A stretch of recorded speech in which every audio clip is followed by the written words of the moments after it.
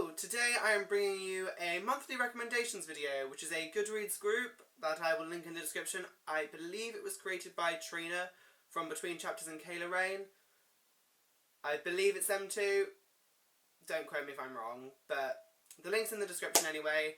And this month's topic is one that I felt very strongly about, so I had to make a recommendations video, and it is Trilogies, because Trilogies are some of my favourite things to read. I do love trilogies. I know that a lot of people are getting tired of trilogies because everything seems to be a trilogy, but I do love them. So we're going to move on and make the recommendations.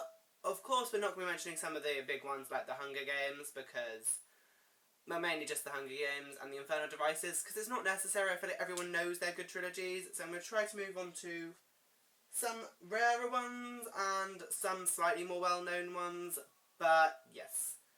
The first one I'm going to talk about is the Shuttle New Trilogy by Tahira Murphy, which I read this year. Well, I read most of it this year, and I must say, the reason I enjoy this trilogy so much is not because of the plot, it's because of the characters. The characters themselves are very likeable, and the character relationships are just so beautifully done. This is about a girl named Juliet who basically has a lethal touch. Whenever she touches people, it goes horribly wrong. And then she goes up against this, like, government force. Typical girl versus the government kind of trope. But I think it's very well done, and the characters are, like I said, amazing. And I think if you need a trilogy that's basically based on the characters, this one. Next up, we'll go for another slightly more well-known one, and that is the Penryn and the End of Days trilogy by Susan E. This series, though, is absolutely phenomenal. It is about, basically, the Angel Apocalypse has happened, and it's about a young girl named Penryn who loses her sister, kind of gets kidnapped, and she goes on a quest to find her. So much more happens, and it's so good. This is action-packed, really strong female lead, and the love interests is just beautiful, and that is just a wonderful series. I think I gave them, like, 4.5 stars, 4.5 stars, 5 stars, kind of an average. It's a very, very good series. One more slightly more well-known trilogy, and that is The Kink Chronicles by Rick Riordan, because no one has read this series. That's what it feels like. It always feels like everyone's read Percy Jackson and no one has given this a chance. And this trilogy is so good. Like, Egyptian mythology I knew nothing about before going into this series, but it was amazing. The Egyptian aspects are so well done. The two leads, Carter and Sadie, are just wonderful, and they are just such a good sibling relationship, which is surprising, given how they were raised pretty separately. But it's just so wonderful. It's such a good series. The magic is just amazing, and it's just really cool. It's a really cool series, and like, the first book follows them trying to rescue their dad, kind of, and stop this evil guy rising, because stuff happens right at the beginning of the first book that changes everything. It's amazing. If you like the Percy Jackson series, why won't you give this a go, eh? It's so fun. Moving on to some slightly less well-known ones, we are going to start with The Darkest Powers trilogy by Kelly Armstrong. And this series was a breath of fresh air. I didn't think I was going to enjoy it as much as I did.